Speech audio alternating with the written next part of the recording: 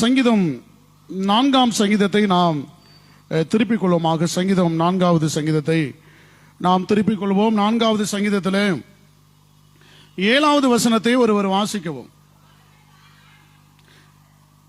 அவர்களுக்கு தானியமும் திராட்சரசமும் பெருகியிருக்கிற காலத்தின் சந்தோஷத்தை பார்க்கிலும் அதிக சந்தோஷத்தை என் இருதயத்தில் தந்தீர் என்பதாக ஒரு அல்லேலூயா சொல்லுமே. அல்லேலூயா. அவர்களுக்கு தானியமும் திராட்சரசமும் பெருகியிருக்கிற காலத்தின் சந்தோஷத்தை பார்க்கிலும் அதிக சந்தோஷத்தை என் இருதயத்தில் தந்தீர். கிறிஸ்துவுக்குள் பிரியமான தேவனுடைய பிள்ளைகளே, இந்த நாளின் தலையங்கம் சந்தோஷம், ஹாப்பினஸ், நம்முடைய வாழ்க்கையில இருக்கிறதான மகிழ்ச்சி. இந்த வசனத்திலே நாம் வாசிக்கிறோம், தானியமும் திராட்சரசமும் பெருகியிருக்கிற காலத்தின் சந்தோஷம். தேவ பிள்ளைகளே, சுதரம், நாம் எல்லாம் பூர்வ காலங்களிலே விவசாய குடிமக்கள், நமக்கு நன்றாய் தெரியும். சுதரம், விவசாயங்கள் செய்கிற காலங்களிலே மகசூல் விளைச்சல் அதிகமாக இருக்கும் என்றால் அப்பொழுது நமக்குள் இருக்கிறதான மகிழ்ச்சியையும் சந்தோஷத்தையும் குறித்து நாம் பார்க்கிறோம். அது எல்லையில்லாத மகிழ்ச்சியும் சந்தோஷமும் ஒரு பூரிப்பும் ஒரு ஆனந்தமும் உண்டாகிறது. ஏனென்றால் அந்த ஆண்டு முழுதும் நாம் திருப்தியாய் புசித்து கழித்து செழிப்பாய் இருக்கலாம். அல்லேலூயா. சத்தமாய் சொல்லுமே. அல்லேலூயா.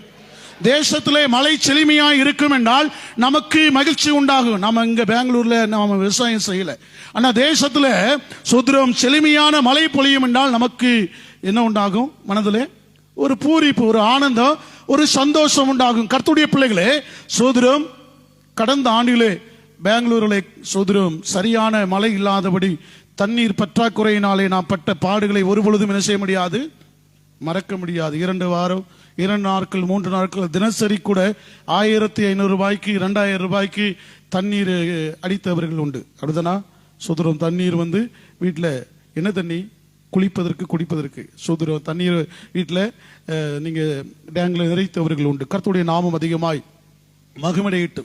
கிறிஸ்துவுக்குள் பிரியமான தேவனுடைய பிள்ளைகளே, மழை வருகிறதான பொழுது தேசத்திலே செழிமை உண்டாகிறது. அப்போ தேசத்திலே செழிமை உண்டாக வேண்டும் என்றால் மழை பொழிய வேண்டும், ஆசீர்வாதமான மழை பொழிய வேண்டும், மகிழ்ச்சி உண்டாகணும். சோதரு, இங்கே கர்த்தருடைய வார்த்தை சொல்லியிருக்கிறது, தானியமும் திராட்சரசமும் பெருகி இருக்கிற காலத்தின் சந்தோஷத்தை பார்க்கிலும் அதிக சந்தோஷம். இந்த உலகத்துல 2 விதமான மகிழ்ச்சி இருக்கிறது. சோதரு, முதலாவது காரியத்தை நம்ம பார்ப்போம்னா உலக பிரகாரமான மகிழ்ச்சி. நம்ம உண்ணுகிற உணவு, உடுக்கிற வஸ்திரம், நம்முடைய நகைகள், நம்முடைய ஆபரணங்கள், நம்முடைய வீடு, நம்முடைய காரு, நம்முடைய பைக்கு, சோதரம், இன்னும் எதெல்லாம் நமக்கு விருப்பமான காரியங்களோ அதுவெல்லாம் ஒரு மகிழ்ச்சி. அப்படிதானா? அதெல்லாம் நமக்கு கிடைக்கணும், அது ஒரு மகிழ்ச்சி. 2வது காரியம் ஆவிக்குரிய மகிழ்ச்சி. சோதரோ, ஆவியின் கனி கொடுக்கிற வாழ்வு, ஜெபிக்கிற வாழ்வு, துதிக்கிற வாழ்வு, ஆண்டவருக்கு பிரியமா நடக்கிற வாழ்வு, அதுல உண்டாகிற மகிழ்ச்சி. 2 விதமான மகிழ்ச்சி இருக்கு.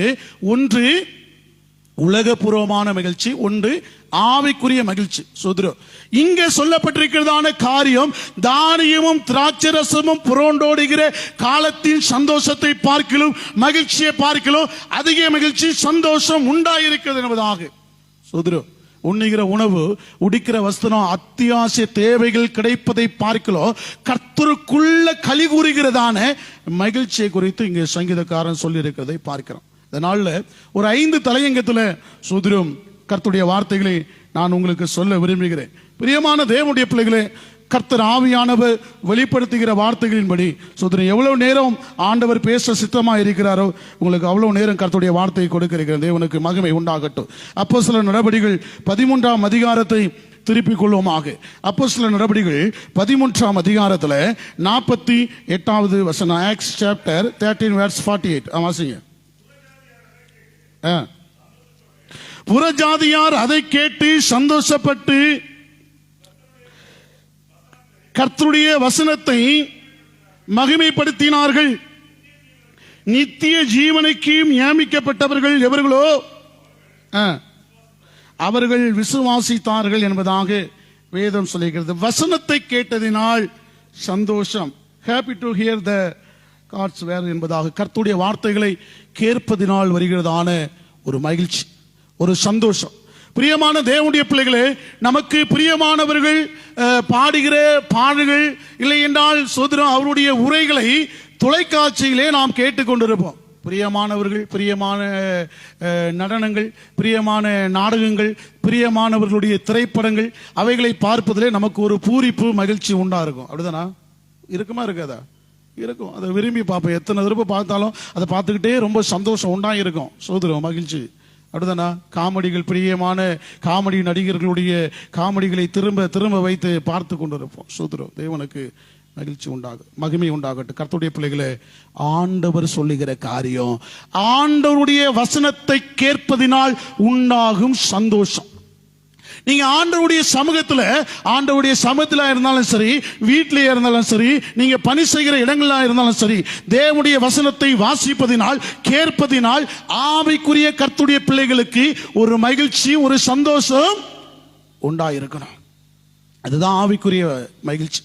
ஆண்டுடைய வசனத்தை கேட்பதினால் உடைய வாழ்க்கையில ஒரு மகிழ்ச்சி உண்டாக வேண்டும். அதை கர்த்தர் விரும்புகிறார். பவுலும் பர்னபாவும் சோதரம் அப்போஸ்தலனாகிய பவுலும் அவருடைய உடன் பணியாளனாகிய பர்னபாவும் கர்த்தருடைய வார்த்தைகளை உரைக்கிறதான பொழுது புறஜாதிகள், சோதரம் யூதர் அல்லாதவர்கள், கிறிஸ்தவர்கள் அல்லாதவர்களுக்கு ஒரு விசுவாசமும் மகிழ்ச்சியும் உண்டானது. ஒரு ஆமேன் சொல்லுமே. மகிமை உண்டாகட்டும். தேவ பிள்ளைகளே, ஆண்டவரை அறியாத அந்நிய ஜாதியாருக்கு ஒரு மகிழ்ச்சியும் ஆண்டுடைய வசனத்தை கேட்பதினால் ஒரு விசுவாசமும் உண்டானது என்றால், தேவனுடைய பிள்ளைகளாய் இருக்கிற உங்களுக்கு எவ்வளவு மகிழ்ச்சியும் விசுவாசமும் உண்டாயிருக்க வேண்டும். தேவ சமூகத்தில் சுதரம் எவ்வளவு நேரம் என்றாலும் நாம் காத்திருக்க வேண்டும். பணித்தலங்களுக்கு சொல்லுகிறோம், பணி எக்ஸ்ட்ரா டூட்டி வருகிறது என்றால் சுதரம் கொஞ்சம் கஷ்டமா இருக்கும். ஆனா எக்ஸ்ட்ரா டூட்டி வருகிற பொழுது நமக்கு எக்ஸ்ட்ரா கிடைக்கிற மணிகள் நிமித்தமாக என்ன உண்டாகும்?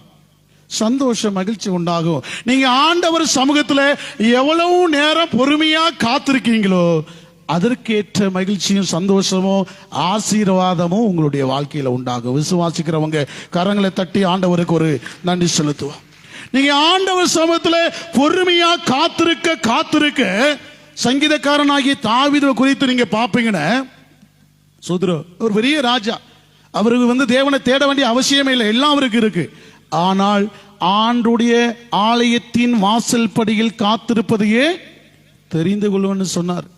சோதர ஏனோக்கை குறித்து பார்ப்போம் என்றால், ஏனோக்கினுடைய ஆயுசின் வருஷங்கள் 365 ஆண்டுகள்.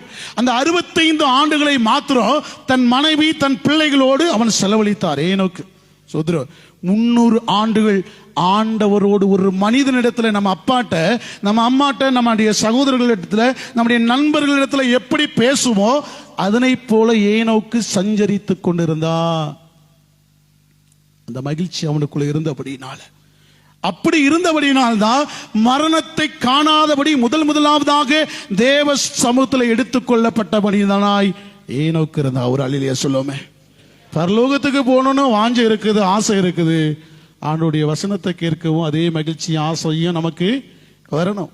சொல்றோம், ஏனோக்கை போல ஆண்டவருடைய சமூகத்திலே நீங்கள் சஞ்சரித்துக் கொண்டிருக்கிறவர்களாக இருக்கணும். ஆண்டவரோடு பேசுகிறதான அந்த அன்பை, ஐக்கியத்தை நீங்கள் வளர்த்துக் கொள்ள வேண்டும். ஆண்டவர் பலவிதமான ரீதியிலே உங்களிடத்தில் பேசலாம். ஜெபத்தின் நிமித்தமாய் பேசுவார், பாடல்கள் நிமித்தமாய் பேசுவார், வசனத்தின் நிமித்தமாய் பேசுவார், மற்றவர்கள் நிமித்தமாய் பேசுவார். சோதர ஆவிக்குரிய தந்தைமார்கள், தகப்பன்மார்கள், தீர்க்கதரிசிகள், ஊழியக்காரர்கள் நிமித்தமாய் கர்த்தர் பேசுவார். நீங்க ஆண்டவரை விசுவாசித்தா, ஆண்டவருடைய வார்த்தையை விசுவாசித்தா, ஆண்டவருடைய வார்த்தை உங்களுக்குரியதாய் மாறும். ஒரு ஆமீன் சொல்லுமே. மகிமை உண்டாகட்டும். கர்த்தருடைய பிள்ளைகளே, தொடர்ந்து நம்ம பார்க்கிறதான பொழுது அதே அதிகாரத்துல சோதர 4வது வசனம் சொல்லுகிறது, வாசிங்க.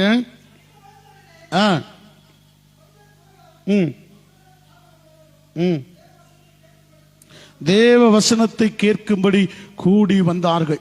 சோதரன் தொடர்ந்து அப்போஸ்தலர் 15:31 நம்ம வாசிப்போம். என்ன அங்க சொல்லப்பட்டிருக்கிறதான காரியம்? அப்போஸ்தலர் 15 Acts 15:31.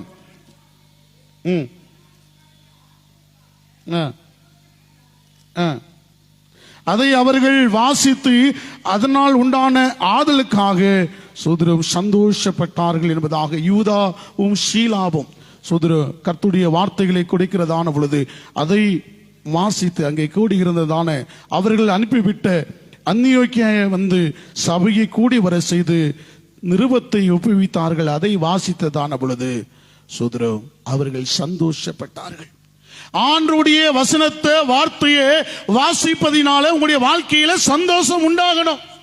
அப்பதான் நீங்க ஆவிக்குரிய பிள்ளைகளா இருக்கிறீங்க. தேவ சமூகத்தில் நீங்க எப்பொழுதும் சத்தியம் எனக்கு என்ன கிடைக்குது, ஆண்டவர் எனக்கு எதுவாய் என்ன வார்த்தையை பேச போகிறார் என்ற வாஞ்சையோடு இருந்தாதான் ஆவியானவருடைய வார்த்தை உங்களுக்குரியதாய் மாறும். சோதரோ, ஆவியானவர் சொல்லுகிறதை, சபைகளுக்கு சொல்லுகிறதை காதுள்ளவன் கேட்க கடவன். ஆவியானவர் ஒரு பொழுதும் அவருடைய வார்த்தையை உரைக்காமல் போவதில்லை. ஆவியானவர் எப்பொழுதும் வெளிப்பட்டு கொண்டே இருப்பார். சோதரம், அந்த வார்த்தைகளுடைய காதுகள் வழியாய் சென்று இருதயத்திலும் சிந்தனையிலும் சிந்தனை செய்து அவைகளை கிரியைகளை நடப்பிக்கிறவர்களாய் மாறணும்.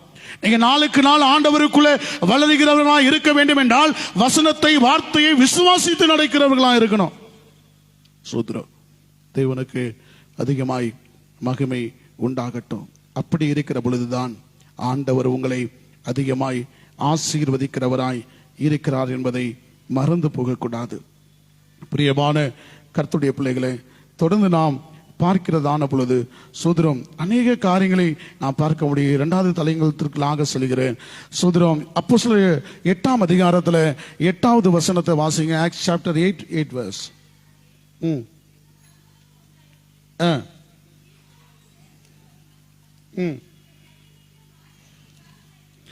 இந்த பட்டணத்திலே மாய வித்தைக்காரனாய் இருந்து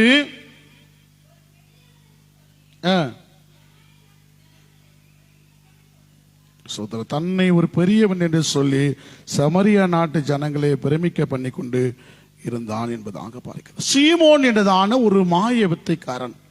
2வது தலையங்கம் அற்புதம் நடந்தால் சந்தோஷம், glad the miracle happiness என்பதாக. சோதரம், அற்புதங்களை செய்வதனால் ஒரு மகிழ்ச்சி, ஒரு சந்தோஷம். பிரியமான கர்த்தருடைய பிள்ளைகளே, இங்கே சீமோன் என்றதான ஒரு மாய வித்தைக்காரன்.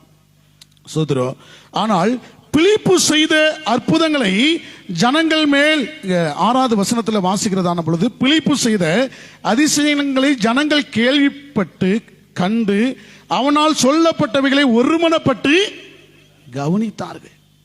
இத ஒருபுறம் அற்புதம் இயேசு கிறிஸ்துவினால அற்புதம் நடைபெற்றுக் கொண்டிருக்கிறது. ஒருபுறம் சீமோன் என்றதான மாய வித்தைக்காரன் அற்புதம் செய்து கொண்டிருக்கிறார். இயேசு கிறிஸ்து செய்கிற அற்புதத்திற்கும் மனிதனினால், மாய வித்தையினால், பிசாசினால், தந்திரத்தினால் செய்கிற அற்புதத்திற்கும் வித்தியாசங்கள் உண்டு. கிறிஸ்துவினால் உங்களுடைய வாழ்க்கையில கிடைக்கிற அற்புதம் ஒரு பொழுதும் மாறாது. அது நிலையானதாக உங்களுடைய வாழ்க்கையில இருந்து கொண்டு இருக்கும். ஆண்டவர் உங்களுடைய வாழ்க்கையில அற்புதம் செய்வார் என்றால் அந்த அற்புதம் எப்படி இருக்கும்? உங்க ஜீவ காலம் எல்லாம் அந்த அற்புதம் என்ன செய்யும்? உங்களை விட்டு விலகாது இருக்கும். உங்களுடைய வாழ்க்கையில் ஆண்டவர் செய்கிற அற்புதம் மனிதனால், மாய வித்தைக்காரனால் செய்யப்படுகிற அற்புதமானது ஒரு குறிப்பிட்ட காலம் மாத்திரம் இருக்கு. இதுதான் ஆண்டவரிடத்துல இருந்து நீங்க பெற்றுக்கொள்கிற அற்புதங்களுக்கும் அதிசயங்களுக்கும், உலகத்தில் இருந்து நீங்க பெற்றுக்கொள்கிற அற்புதங்களுக்கும் அதிசயங்களுக்கும் உள்ளதான வித்தியாசம். தேவனுடைய பிள்ளைகளே, இங்கே வேதம் தெளிவாய் சொல்லுகிறது. இந்த பிலிப்புவை குறித்து பார்க்கிற பொழுது 12 சீசர்களில் ஒருவராய் என்பதாக மாத்திரம் இல்லாதபடி அநேக சீசர்கள் பெருகி கொண்டிருந்தார்கள். 70 சீசர்களுக்கு மேற்பட்டவர்கள் இருந்தார்கள். அந்த 70 சீசர்களிலே ஒருவராய் இருக்கலாம் என்பதாக வேத ஆதாரங்கள் இங்கே சொல்லப்பட்டதான பிலிப்புவை குறித்து சொல்லியிருக்கிறது. அது மாத்திரமல்ல, இவர் பந்தி விசாரிப்புக்காரராய் இருந்தார் என்பதாக வேதம் சொல்லியிருக்கிறது. 7வது வசனத்தை நாம் வாசிக்கிறதான பொழுது வாசிங்க. அநேகரில் இருந்த அசுத்தாவிகள் மிகுந்த சத்தத்தோடு கூப்பிட்டு அவர்களை விட்டு புறப்பட்டது. அநேக திமிர்வாதக்காரரும் சப்பானிகளும் குணமாக்கப்பட்டார்கள். கரங்களை தட்டி ஆண்டவருக்கு நன்றி செலுத்துவோமே. மாய வித்தைகளினால் செய்ய முடியாத காரியத்தை பிலிப்பு கர்த்தருடைய சீசர்களில் 70 சீசர்களில் ஒருவனாகிய பிலிப்பு நிமித்தமாக சோதரம் ஆண்டவருடைய வார்த்தைகள் சொல்கிறது. அநேக அசுத்தாவிகள் மிகுந்த சத்தமிட்டு அலறி போனது. திமிர்வாதங்களும் சப்பானிகளும் குணமடைந்தார்கள். திமிர்வாதம் சோதரம், அந்த பேரிலே இருக்கு அந்த வாதத்தை, அந்த நோய்க்குரிய காரியம் திமிர் வாதம். சோதரம் ரொம்ப திமிர் உள்ளவங்களுக்கு வருகிறதான ஒரு நோய். சோதரம் அந்த கர்வம், அது ஆணவம் உள்ளவங்களுக்கு வருகிறதான ஒரு நோய். சோதரம் மருத்துவர்கள் ஆறுகிறதான ஒரு காரியம். சோதரம் அது ஆரம்ப காலங்களிலே இயற்கை வைத்தியங்களினாலே அவைகளை குணமாக்குகிறபடிதான ஒரு வியாதி. பிரியமான கர்த்தருடைய பிள்ளைகளே, மகிழ்ச்சியா இருப்பதினால அநேக மனிதர்களுக்குள் வருகிறதான வியாதிகள் என்ன செய்யும்? மாறி போகும். சோதரம் தேவனுக்கு பிரியமற்ற சரீரத்தை கெடுக்கிற தீங்கான காரியங்களை நாம் விட்டு விடுகிறதினாலே அநேக வியாதிகள் நம்முடைய சரீரத்தை விட்டு விலகி போகும். சோதரம் இங்கே இப்படிப்பட்ட வியாதிகள் எல்லாம் பிலிப்பு என்றதான சீசன் நிமித்தமாக விலகி போனது என்பதாக பார்க்கிறோம். இன்னும் ஒரு சம்பவத்தை பார்க்கிற பொழுது லூக்கா 18ஆம் அதிகாரத்தில் லூக் சாப்டர் 18 verse 37 37வது வசனத்தை ஒருவர் வாசிங்க. நசரேயனாகிய இயேசு போகிறார் என்று அவனுக்கு அறிவித்தார்கள். அப்பொழுது அவன், இயேசுவே தாவீதின் குமாரனே எனக்கு இரங்கும் என்று கூப்பிட்டான் என்பதாக பார்க்கிறான். சோதரம் பிரியமான தேவனுடைய பிள்ளைகளே, எரிகோவுக்கு சையமாய் இயேசு கிறிஸ்து போகிறதான பொழுது ஒரு குருடன் வழியருகே உட்கார்ந்திருந்தான். அவன் வழியருகே இருந்து பிச்சை கேட்டுக் கொண்டிருந்தான். சோதரோ தெய்வ பிள்ளைகளே, இயேசு கிறிஸ்து அந்த வழியாய் போகிறார் என்று அவன் கேள்விப்பட்ட, அவனால் பார்க்க முடியாது. சோதரோ அவன் கேள்விப்பட்டான், கிறிஸ்து போகிறார், இயேசு கிறிஸ்து எங்கெல்லாம் போகிறாரோ அப்பொழுதெல்லாம் ஒரு சந்தோஷம் மிகுந்த ஒரு ஜனக்கூட்டம் அவரை முன்னிலும் பின்னிலும் தொடர்ந்து சென்று கொண்டே இருக்கும். ஏனென்றால் அங்கே அற்புதம், அதிசயம், விடுதலை, சுகம் உண்டாய் கொண்டிருக்கிறது. அவர் அநேக வார்த்தைகளை, வசனங்களை பொழிந்து கொண்டே இருக்கிறார். அந்த வசனங்கள், வார்த்தைகள் அநேகருக்கு ஆறுதலையும் சுகத்தையும் விடுதலையும் கொடுத்து கொண்டிருக்கிறது. சோதரம் எரிகோவிலே கிறிஸ்து போகிற பொழுது வழியருகே பிச்சை கேட்டுக் கொண்ட மனிதன், கிறிஸ்து போகிறார், இயேசு கிறிஸ்து போகிறான் என்று கேள்விப்பட்ட உடனே, தாவீதின் குமாரனே எனக்கு இரங்கும் என்று கேட்டான். கிறிஸ்து சொன்னதான காரியம், உனக்கு சுகம் உண்டாகும் என்று நீ விசுவாசிக்கிறாயா என்று கேட்டான். அவன் விசுவாசித்தான், அவனுடைய கண்கள் பார்வையடைந்து சென்றான். ஒரு அல்லேலூயா சொல்லுமே. சோதரம் சந்தோஷமாயிருங்க, எப்பொழுதும் சந்தோஷமாயிருங்க, சந்தோஷமாயிருங்க, எப்பொழுதும் சந்தோஷமாயிருங்க. உயர்வானாலு தாழ்வானாலு, உயர்வானாலு தாழ்வானாலு, சர்வவல்ல தேவன் நம்மோடு இருக்கிறார், சர்வவல்ல தேவன் நம்மோடு இருக்கிறார். சந்தோஷமாயிருங்க, எப்பொழுதும் சந்தோஷமாயிருங்க, சந்தோஷமாயிருங்க, எப்பொழுதும் சந்தோஷமாயிருங்க. லூக்கா 19ஆம் அதிகாரத்தில் 37வது வசனம் சொல்கிறது, அவர் ஒலிவமலையின் அடிவாரத்திற்கு சயமாய் வருகையிலே திரளான சோதரம் ஜனக்கூட்டம், சீஷர்கள் எல்லாரும் தாங்கள் கண்ட சகல அற்புதங்களை குறித்து சந்தோஷப்பட்டார்கள். தாங்கள் கண்ட சகல அற்புதங்களையும் கண்டு சீஷர்கள், திரளான ஜனங்கள் எல்லாரும் சந்தோஷப்பட்டார்கள். அற்புதங்களை காண்பதினால் சந்தோஷம். மூன்றாவது காரியம், கிறிஸ்துவின் நிமித்தமாய் அவமானப்படுவதினால் சோதரம் ஒரு சந்தோஷம் என்பதாக. பிரியமான தேவனுடைய பிள்ளைகளே, கம்யூனிகேஷன் ஃபார் கிரைஸ்ட் சோல் என்பதாக, ஷேக் என்பதாக சொல்லப்பட்டிருக்கிற ஒரு காரியம். ஆண்டவர் நிமித்தமாக, கிறிஸ்துவுக்காக நீங்க உங்களுடைய ஆத்மாவுடைய, உங்களுடைய வாழ்க்கையில, உங்களுடைய ஜீவியத்தில் படுகிறதான சோதரம் ஒரு சந்தோஷம். நீங்க கிறிஸ்துவுக்காக சில பாடுகளை அனுபவிப்பதே ஆவிக்குரியவர்களுக்கு ஒரு சந்தோஷம். அப்போஸ்தலர் நடபடிகள் 13ஆம் அதிகாரம், ஆக்ட்ஸ் சாப்டர் 13 verse 52 வாசிங்க. அப்போஸ்தலர் 13:52 வாசிங்க.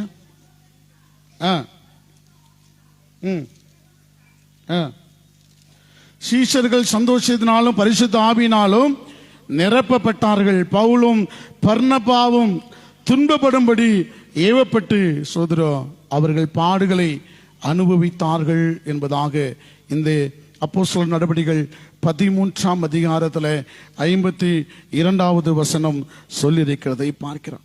சோதரம் முந்தைய வசனங்களை நாம் வாசிக்கிற பொழுது அவைகளை குறித்து அறிந்து கொள்ளலாம். யூதர்கள் பக்தியும் கனம் உள்ள ஸ்திரீகளை பட்டணத்திற்கு முதலாளிகளையும் எடுத்துவிட்டு பவுலையும் பர்னபாவையும் துன்பப்படுத்தும்படி செய்து தங்கள் எல்லைகளுக்கு புறம்பாக அவர்களை துரத்தி விட்டார்கள். யூதர்கள் கிறிஸ்துவை ஏற்றுக்கொள்ளாதபடி, கிறிஸ்துவினுடைய சுவிசேஷர்களை சீஷர்களை ஏற்றுக்கொள்ளாதபடி அவர்களை தங்களுடைய எல்கையில் இருந்து துரத்துகிறதான பொழுது பவுலுக்கும் பர்னபாவுக்கும் ஒரு சந்தோஷம் உண்டானது. கிறிஸ்துவின் நிமித்தமாய், சுவிசேஷங்களை அறிவிப்பது நிமித்தமாய், ஆண்டவருக்கு பிரியமாய் ஆண்டுடைய வார்த்தைகளை நீங்கள் உரைப்பது நிமித்தமாய் நீங்கள் துன்பங்களை படுவீர்கள் என்றால், பாடுகளை படுவீர்கள் என்றால், அதை குறித்து ஒரு பொழுதும் நீங்கள் கலங்கவோ அச்சமடையவோ ஞானமடையவோ வெட்கமடையவோ நீங்கள் ஒரு பொழுது வேண்டாம். கிறிஸ்துவுக்காக படுகிற பாடுகளை நீங்கள் மேன்மையாய் எண்ணிக்கொள்ளுங்கள். சோதரம், ஆண்டவர் அதை விரும்புகிறார்.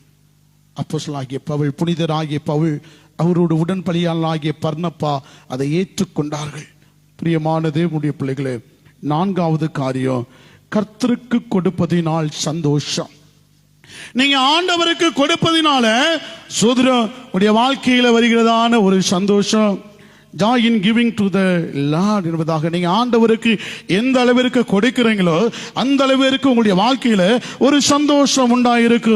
யாத்திரையாகவும் எக்ஸாடஸ் chapter 35 verse 5 வாசிங்க. உங்களுக்கு உண்டானதிலே கர்த்தருக்கு ஒரு காணிக்கையை கொண்டு வந்து செலுத்துங்கள். மனமுள்ளவன் எவனோ அவன் அதை கொண்டு வரட்டும். கர்த்தருக்கு செலுத்தும் காணிக்கை என்னவென்றால், பொன்னும் வெள்ளியும் வெண்கலமும் இளநீல நூலும் இரத்தாம்பர நூலும் சிவப்பு நூலும் மெல்லிய பஞ்சு நூலும் வெள்ளாட்டு மயிரும் சிவப்பு தீர்த்த ஆட்டுக்கடா தோலும் தகசு தோலும் சித்தி மரமும் விளக்கு எண்ணெயும் அபிஷேக தைலத்திற்கு பரிமள வர்த்தகங்களும் தூபத்துக்கு தூப வர்த்தங்களும் ஆசாருடைய எபோத்திலும் மார்பகத்திலும் பதிக்கத்தக்க கோமேதகமும் முதலியான ரத்தினங்களுமே. ஆண்டவருடைய சமூகத்தில் வெள்ளியும் பொன்னும் கர்த்தருடையது, அது ஆண்டவருக்கே செலுத்த வேண்டும் என்பதாக இங்கே சொல்லப்பட்டிருக்கிறதை பார்க்கிறோம். தேவனுடைய சமூகத்திலே அலங்கரிப்பதற்காக, சோதர மகா பரிசுத்த ஸ்தலத்தை அலங்கரிப்பதற்காக, ஆசாரினுடைய சோதர வஸ்திரங்களுக்காக, ஆசாரினுடைய அபிஷேக தைலத்திற்காக, தேவனுடைய ஆலயத்திலே எண்ணெய்கள் விளக்குகள் எரிந்து கொண்டிருப்பதற்காக, எல்லாவற்றிற்காகவும் காணிக்கைகளை செலுத்தும்படியாய் சந்தோஷம் உண்டாயிருக்கணும். ஆண்டவருக்கு கொடுப்பதினால நீங்க ஒரு பொழுதும் கெட்டு போவதில்லை. ஆண்டவருக்கு கொடுத்ததுனால நான் ரொம்ப கெட்டு போயிட்டு இருக்கேன்னு சொல்றவங்களாம் ஒரு அல்லேலூயா சொல்லுங்க பார்க்கலாம். தேவனுக்கு மகிமை உண்டாகட்டும். நீங்க ஆண்டவருக்கு கொடுத்ததுனால நான் ஆசீர்வதிக்கப்பட்டிருக்கவங்க எல்லாம் ஒரு அல்லேலூயா சொல்லுங்க பார்க்கலாம். அல்லேலூயா. நீங்க ஆண்டவருக்கு கொடுப்பதனால ஒரு பொழுதும் உங்களுடைய வாழ்க்கையில எந்த பண இழப்பும் வராது. நீங்க ₹1 கொடுத்தீங்கன்னா ஆண்டவர் 1000 ரூபாய் உங்களுக்கு கொடுப்பாரு.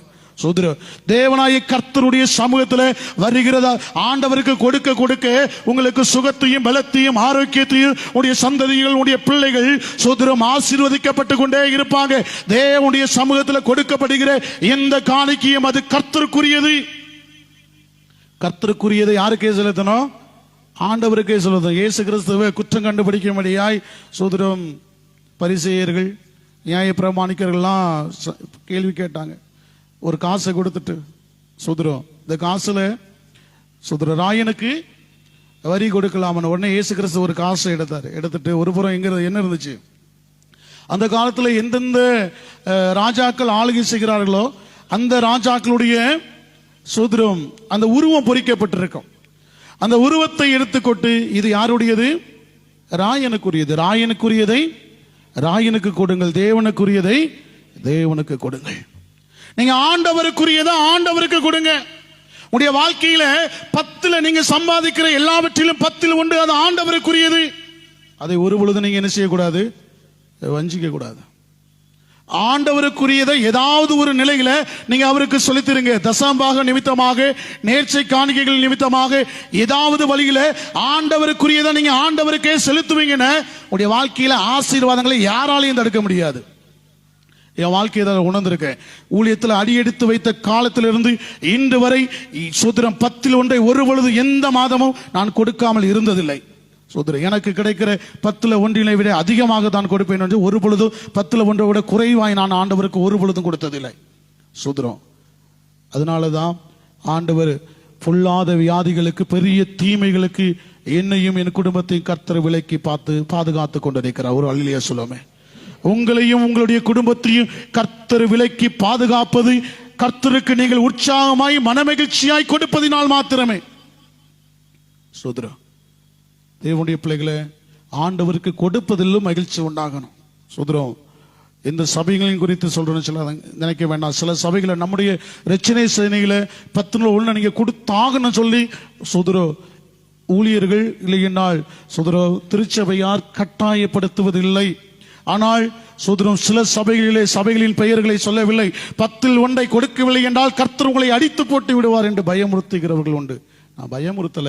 நீங்க ஆண்டவருக்கு 10 கொடுத்து பாருங்க, அதன் ஆசீர்வாதங்களை ருசித்து பாருங்க. மல்கியா 2:10 அதுதான் சொல்லிக்கிறது. சோதரம் ஒரே ஒரு காரியத்துல மாத்திரம்தான் என்னை சோதித்து பாருங்கள் ஆண்டவர் சொல்லியிருக்கிறார்.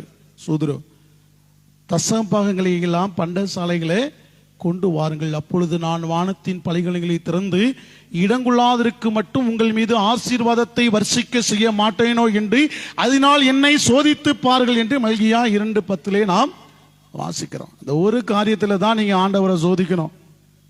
வேற எந்த காரியத்திலையும் நீங்க ஆண்டவரை சோதித்து விடாதீர்கள். சோதரம் ஆண்டவருக்கு கொடுப்பதினால உடைய வாழ்க்கையில மகிழ்ச்சி, சந்தோஷம், ஆனந்தம் உண்டாயிருக்க வேண்டும். ஆண்டவர் அதை விரும்புகிறார். அதே யாத்திரையாகமோ சோதரம் 22வது வசனத்தை வாசிங்க. 35, 22, 35, 22. மனப்பூர்வமுள்ள ஸ்திரீ புருஷர் யாவரும் அஸ்ததடங்களையும் காதணிகள், மோதிரங்கள், ஆரங்கள் முதலான சகலவித பொன்னான கொண்டு வந்தார்கள். கர்த்தருக்கு காணிக்கையை செலுத்தின ஒவ்வொருவனும் பொன்னையும் காணிக்கையாக செலுத்தினான். நம்முடைய வாழ்க்கையில வெளியேற பெற்ற எல்லா வகையிலையும் கர்த்தருக்கு காணிக்கையாய் செலுத்தி விடுங்கள். சுத்திரம் சில பாஸ்டர் சொல்லிக்கிறது அவ்வளவுதான், காதல இருக்குது கழுத்துல இருக்கலாம் கலத்தி போடுங்க, இல்லைன்னா நீங்களும் உளுந்துருங்கன்னு சொல்லி. அல்லேலூயா. சோதர ஒரு அல்லேலூயா சொல்லுவோமே. நான் உங்களை விலை சொல்லல, நீங்க ஆண்டவருக்கு உங்களை ஒப்பு கொடுங்க. சோதர கர்த்தருக்கென்று பிரியமான தேவனுடைய பிள்ளைகளே, மனமூர்ந்து கர்த்தருக்கு கொடுக்க ஸ்திரீகளும் புருஷர்களும் மனமூர்ந்து வாங்கினதெல்லாம் வாங்கிட்டு அப்படியே ஆண்டவருடைய சமூகத்தில் வச்சுட்டு நீங்க அந்த 2 காசு உள்ள விதவியான ஸ்திரீ, அந்த ஸ்திரீயின் இடத்துல அந்த தாயின் இடத்துல இருந்து 2 காசை மட்டும் தான், அதை மட்டும் அப்படியே கொடுத்துட்டு அவ பட்டினியா இருந்தது போல உங்களை நீங்கள் இருங்க என்று சொல்லல. சோதர மறுநாள் உழைத்தால் தான் அந்த ஸ்திரீயானவளுக்கு தன்னுடைய உணவுக்குரியதான காரியம். அதுதான் ஆண்டவர் அந்த ஸ்திரீயை பார்த்து அந்த கிறிஸ்துவானவர் காணிக்கை பட்டியின் அருகாமையில் இருந்து எல்லாரும் கர்த்தருக்கு கொடுக்கறதை கவனிச்சுட்டே இருந்தாங்க. சோதரம் திரளான செல்வந்தர்கள் திரளாய் கொடுத்து கொண்டு இருந்தார்கள். அந்த ஸ்திரீ மட்டும்தான் தன்னுடைய உணவுக்காக தன்னுடைய ஜீவியத்திற்காக இந்த 2 காசை கொடுத்தார். எனவே தான் ஆண்டவர் சொன்னார், உங்கள் எல்லாரை பார்க்கலாம் அதிகமாய் கொடுத்தது இந்த ஸ்திரீ என்பதாக. சோதரம் கர்த்தருக்கு மனப்பூர்வமாய் உற்சாகமாய் கொடுங்க கற்றுக்கொள்ளுங்கள். நீங்கள் எந்த அளவிற்கு ஆண்டவருக்கு கண்டு கொடுக்கிறீர்களோ அந்த அளவிற்கு உங்களுடைய வாழ்க்கையில் ஆசீர்வாதம். பிறகு 24வது வசனத்தை வாசிங்க. வெள்ளியையும் வெண்கலத்தையும் கொடுக்கத்தக்க யாவரும் அவைகளை கர்த்தருக்கு காணிக்கையாக கொண்டு வந்தார்கள். பற்பல வேலைகளுக்கு உதவும் சித்தி மரத்தையும் தங்களிடத்தில் வைத்திருந்த யாவரும் அவைகளை கொண்டு வந்தார்கள். ஞான இருதயம் உள்ள ஸ்திரீகள் எல்லாரும் தங்கள் கைகளினால் நூற்று தாங்கள் நூற்ற இளநூலையும் கொண்டு வந்தார்கள். சோதரா தேவனுடைய ஆலயத்தை அலங்கரிப்பதற்காக, மகா பரிசுத்த ஸ்தலத்தை அலங்கரிப்பதற்காக தங்கள் கைகளினாலே நூற்று சுதிரம் சிவப்பு நூல் இரத்தாம்பர நூல்களை நூற்று தேவனுடைய ஆலயத்தை அலங்கரித்தார்கள். தேவனுடைய ஆலயத்தை நம்முடைய காணிக்கைகளினால் அலங்கரிக்கிறவர்களாக இருக்கணும். அதுல நமக்கு ஒரு மகிழ்ச்சி உண்டாகணும். கசப்பா கொண்டு யாரும் காணிக்கையை செலுத்தவே வேண்டாம். கசப்பான காணிக்கை ஒரு பொழுதும் ஏற்றுக்கொள்ளப்பட மாட்டாது. காயினுடைய காணிக்கையை கர்த்தர் ஒரு பொழுதும் ஏற்றுக்கொள்ளவில்லை. 30 காசை வாங்கி யூதாஸ் காரியத்தை காட்டி கொடுத்து விட்டு தேவாலயத்திலே கொண்டு காணிக்கையை எரிந்தான் என்பதாக பார்க்கிறார். அந்த காணிக்கையை ஒரு பொழுதும் ஏற்றுக்கொள்ளப்படவில்லை. சோதரம் அதை வைத்து ஒரு நிலம் வாங்கப்பட்டது என்பதாக தான் வேதம் சொல்லியிருக்கிறது. கசப்பாய் கொடுக்கிற, வெறுப்பாய் கொடுக்கிற காணிக்கை ஒரு பொழுதும் கர்த்தருக்கு பிரியமானதல்ல. காணிக்கை கர்த்தருக்குரியது. ஊழியருக்காகவோ ஜனங்களுக்காகவோ திருச்சபைக்காகவோ இல்லை, ஆண்டவருக்காக நீங்கள் மனமுருந்து கொடுக்கிறது. ஆண்டவருக்கும் உங்களுக்கும் உள்ள அன்பிலே, ஐக்கியத்திலே, தேவனுக்குள்ளே நீங்க பெருகிற வளருகிற, தேவன் உங்களுக்கு கொடுக்கிற சகல நன்மைகளுக்காக மனமுருந்து கொடுப்பது, மகிழ்ச்சியாய் சந்தோஷமாய் கொடுப்பது, அதுதான் காணிக்கை. சூதரம் தேவனுக்கு அதிகமாக மகிமை உண்டாகட்டும். பிரியமான தேவனுடைய பிள்ளைகளே, சுதர் 1 ராஜாக்கள் 10ஆம் அதிகாரத்தில் நம்ம வாசிக்கிறதான பொழுது காணிக்கைகளை குறித்து சுதரம் சொல்லி இருக்கிறது. 1 ராஜாக்கள் 10:2-5 வாசிக்க வேண்டாம். சுதரம் வருஷந்தோறும் வெள்ளி, பொன்கள், பாத்திரங்கள், வஸ்திரங்கள் பலவற்றை கொடுத்தார்கள் என்பதாக. எனக்கு சுதரம் எபிரேயர்ல வாசிக்கிறதான பொழுது 11:4 வாசிக்க. Hebrew chapter 11 verse 4. எபிரேயர் 11:4 வாசிக்கவும்.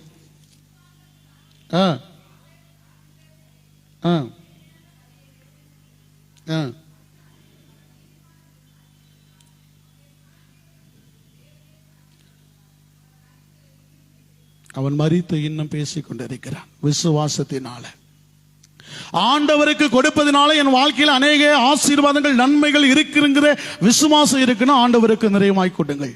மரித்தும் இன்னும் ஆவேல் பேசிக்கொண்டே இருக்கிறான்.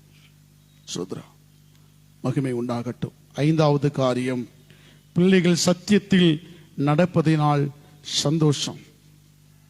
பிரியமான தேவனுடைய பிள்ளைகளே, joy because the children are walking in the truth. ஆண்டவருடைய வார்த்தையினால, ஆண்டவருடைய சத்தியத்திற்குள்ள நீங்க நடப்பதனால உங்களுடைய வாழ்க்கையில வருகிறதான சந்தோஷம். மகிழ்வோ மகிழ்வோ தினமக மகிழ்வோ, ஏசுராஜனம் சொந்தமாகினார். மகிழ்வோ மகிழ்வோ தினமக மகிழ்வோ, ஏசுராஜனம் சொந்தமாகினார். இந்த பாதலத்தில் சொந்தக்காரரவர் எந்த உள்ளத்தில் சொந்தமானார். இந்த பாதலத்தில் சொந்தக்காரரவர் எந்த உள்ளத்தில் சொந்தமானார். சின்ன சிறு வயதில் என்னை குறித்து விட்டார், தூரம் நோயினும் கண்டு கொண்டார். சின்ன சிறு வயதில் என்னை குறித்து விட்டார், தூரம் நோயினும் கண்டு கொண்டார். தமது ஜீவனை எனக்கு அளித்து ஜீவன் பெற்றுக்கொள் என்றுரைத்தார். தமது ஜீவனை எனக்கு அளித்து ஜீவன் பெற்றுக்கொள். ஆனந்தமே பரமா, இது மாபெரும் பாக்கியமே.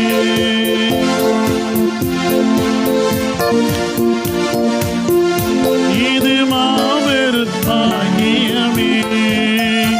இந்த மாதளத்தில் சொந்தக்காரரவர் எந்த உள்ளத்தில் சொந்தமானார். இந்த மாதளத்தில்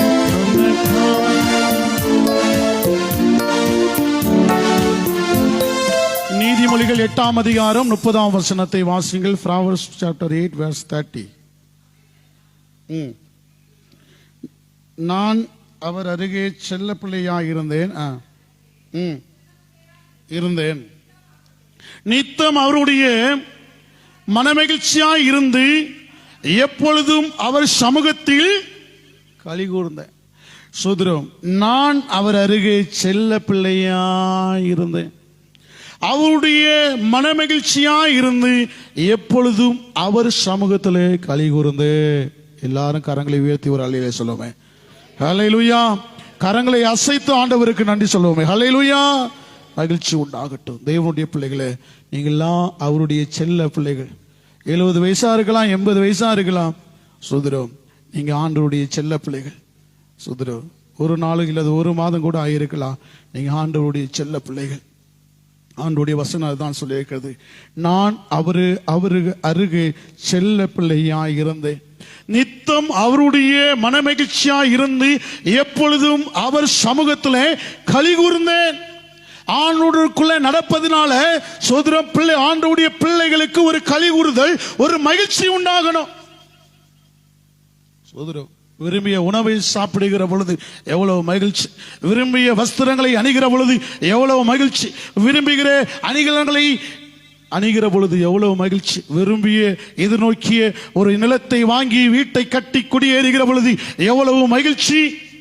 சோதரன் விரும்பிய கணவனு கிடைக்கும் பொழுது, விரும்பிய மனைவி கிடைக்கும் பொழுது எவ்வளவு மகிழ்ச்சி. ஒரு அழியல சொல்லுவோமே சோதரம், அதனை காட்டிலும் ஆண்டவருடைய செல்ல பிள்ளையா இருக்கும்போது உங்களுக்கு மகிழ்ச்சி உண்டாகணும். ஒரு அழியிலே சொல்லுவோமே, ஆண்டவருடைய செல்ல பிள்ளையா இருப்பதுல உங்களுடைய வாழ்க்கையில மகிழ்ச்சி உண்டாகணும். சோதரம் 2 தெசலோனிக்கேயர் 2ஆம் அதிகாரம் 13ஆம் வசனம். 2 தெசலோனிக்கேயர் chapter 2 verse 13 வாசிங்கள், தயவு செய்கிறேன். கர்த்தருக்கு பிரியமான சகோதரரே, நீங்கள் ஆவியினாலே பரிசுத்தமாக்கப்படுகிறதினாலும் சத்தியத்தை விசுவாசிக்கிறதினாலும் இரட்சிப்பை அடையும்படிக்கு ஆதி முதல் தேவன் உங்களை தெரிந்து கொண்டபடியினாலே நாங்கள் உங்களை குறித்து எப்பொழுதும் தேவனை ஸ்தோத்திரிக்க கடனாளிகளாயிருக்கிறோம். கர்த்தருக்கு பிரியமான சகோதரரே, நீங்கள் ஆவியினாலே பரிசுத்தமாக்கப்பட்டதினாலே சத்தியத்தை விசுவாசிக்கிறதுனாலும் இரட்சிப்படைந்து படிக்கு ஆதி முதல் தேவனால் தெரிந்து கொள்ளப்பட்டதினால நான் உங்களை குறித்து ஸ்தோத்திரிக்கிறேன் என்று அப்போஸ்தலனாகிய பவுல் தெசலோனிக்கு எழுதியதான 2வது கடிதத்திலே சொல்கிறார். கர்த்தருடைய பிள்ளைகளை சோதரோ குறித்து அறிவதில், ஆண்டவருடைய பிள்ளைகள் ஆண்டவருக்குள்ள வளருவதில், ஆண்டவருடைய பிள்ளைகளை ஊக்கப்படுத்துவதில் அதுவே என் கடமை, அதுவே என் மகிழ்ச்சி என்று பவுல் சொல்லுகிறதை பார்க்கிறோம். அநேக வசனங்கள் ஒப்புமையாக இருக்கிறது. சமயம் அதிகமாயானதால் நிறைவு செய்ய விரும்புகிறேன். தேவ பிள்ளைகள் 5 காரியங்களை நான் உங்களுக்கு இந்த நாளிலே கூறினேன். சோதரோ, ஆண்டவருக்குள்ள மகிழ்ச்சி ஆயிருங்க, எப்பொழுதும் சந்தோஷமாயிருங்கள், இடைவிடாமல் ஜெபம் செய்யுங்கள். ஆண்டவர் உங்களோடு கூட இருப்பாராக. தொடர்ந்து ஊழியக்காரி ஒரு பாடலை பாடி ஜெபித்து நிறைவு செய்வார்கள். மகிமை உண்டாகட்டும். ஹல்லேலூயா, ஹல்லேலூயா. நாம் யாவரும் எழும்பி நம்முடைய பாடல் புஸ்தகத்தில் 174வது பாடலை நாம் எடுத்துக்கொள்வோமாக. 174வது பாடல், தேவா என்னை படைக்கிறேன் என்றதான பாடல். அர்ப்பணிப்போடு கூட இந்த பாடலை பாடி ஆண்டவருடைய நாமத்தை மகிமைப்படுத்தும். இந்த நாளிலே நாம் கேட்ட சத்திய வார்த்தைகள் ஒவ்வொன்றின் மூலமாக நம்முடைய வாழ்க்கையிலே சந்தோஷமும் மனமகிழ்ச்சியும் நிரம்பி வழியும்படியாக நாம் அர்ப்பணிப்போடு கூட இந்த பாடலை பாடி ஆண்டவரை மகிமைப்படுத்தும். தேவா என்னை படைத்தீர், இதோ யாவும் தாரேன், உந்தன் மானேசம் எந்தனை கந்திப்பதினார், நேசம் பாசம் யாவையும் இதோ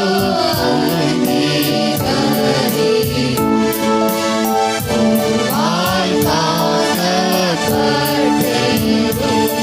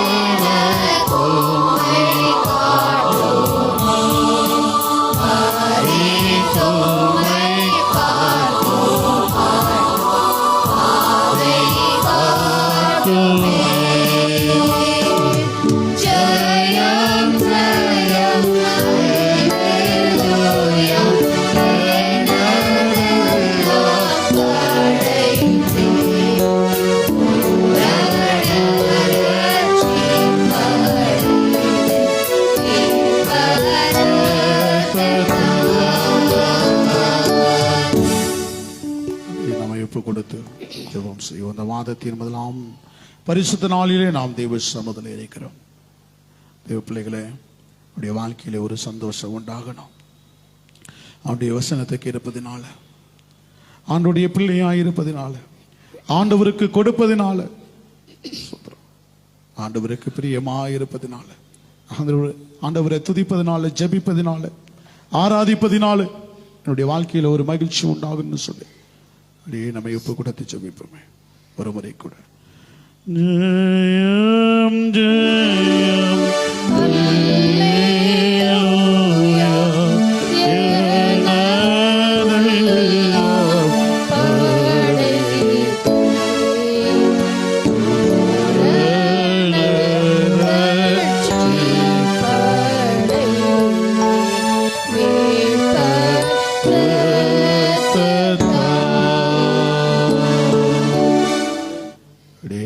ஜெபிங்கள். ஊழியக்காரர் உங்களுக்காக ஜெபிப்பார்கள்.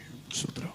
எங்களை அதிகமாக நேசிக்கிறதா எங்கள் அன்பு தெரிந்த நல்ல ஆண்டவரே, இந்த நல்ல வேலைக்காக தம்மை நன்றி தெரிந்த உள்ளத்தோடு உம்மை துதிக்கிறோம், உம்மை ஸ்தோத்திரிக்கிறோம். அப்பா, விலையேறப்பட்டதான் இந்த பரிசுத்தமான ஓய்வு நாள் இந்த நேர வரையிலும் நீர் எங்களோடு கூட இருந்து எங்களை இம்மட்டுமாய் வழிநடத்தி உம்முடைய வார்த்தைகளை தந்து ஆண்டவரே நாங்கள் சந்தோஷமும் மனமகிழ்ச்சியுமாய் வாழ்வதற்கு ஏற்றதான அநேக வேத வசனங்களை இந்த நாளிலே கர்த்தர்களுக்கு கற்றுக் கொடுத்ததற்காக நாங்கள் உமக்கு நன்றி செலுத்துகிறோம். ஆண்டவரே, இந்த வார்த்தைகளை கேட்டுக்கொண்ட ஒவ்வொரு பிள்ளைகளையும் கர்த்தர் அபரிவிதமாய் நீர் ஆசீர்வதிப்பீராக. தகப்பனே, உம்முடைய சமூகத்திலே நாங்கள் மகிழ்ந்து களி கூறும்படியான காலங்களையும் நேரங்களையும் கர்த்தர் தினமும் உடைய பிள்ளைகளுக்கு நீர் கட்டளையிடும்படியாக நாங்கள் ஜெபிக்கிறோம். ஆண்டவரே, நாங்கள் எப்படிப்பட்டதான காரியங்களை செய்யும் போது எங்களுடைய வாழ்க்கையில சந்தோஷமும் மனமகிழ்ச்சியும் உண்டாகும் என்று சொல்லி அநேக காரியங்களை இந்த நாளிலே நாங்கள் கற்றுக்கொண்டோம். ஐயா, என் கர்த்தர் அப்படிப்பட்ட வார்த்தைகள் மூலமாய் உடைய ஜனங்களை திருப்தியாக்கி நடத்தும்படியாக நாங்கள் ஜெபிக்கிறோம். ஆண்டவரே, நாளையத்திலே தகப்பனே,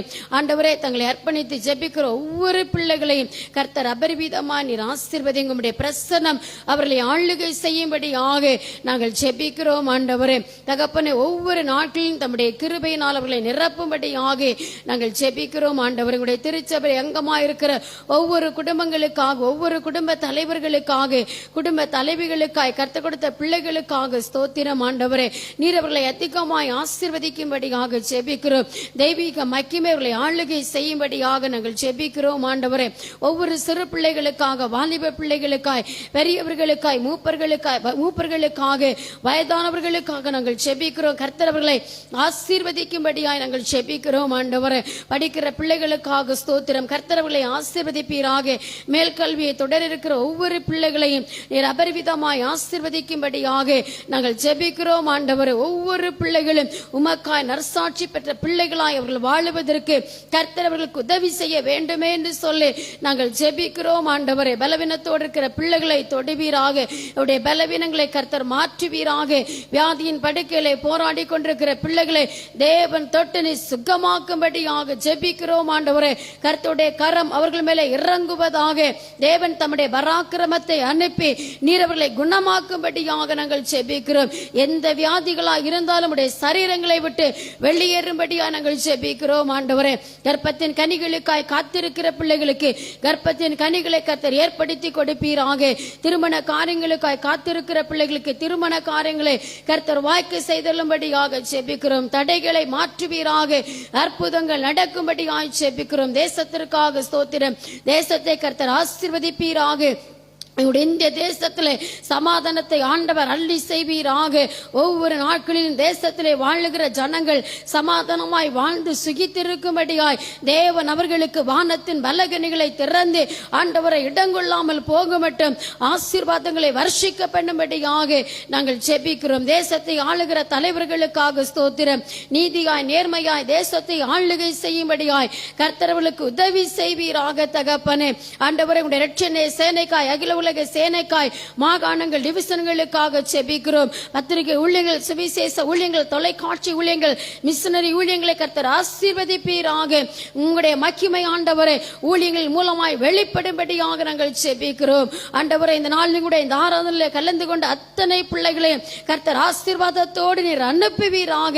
வருகிற தன்னிவர்த்தல் பலிபீட ஆராதனையை நீர் எங்களுக்கு ஜெயமாய் தரும்படியாய் ஜெபிக்கிறோம். உடைய கரத்தில் அநேக நன்மைகள், ஆசீர்வாதங்கள் உண்டு. அதை எல்லாவற்றையும் கர்த்தர் கிருபையாய் கொடுப்பீராக. பெரிய காரியங்களை செய்யும் இயேசுவின் நாமத்திலே வேண்டிக் கொள்கிறோம் நல்ல பிதாவே. எல்லாரும் கரங்களை உயர்த்தி தேவ சமூகத்திலே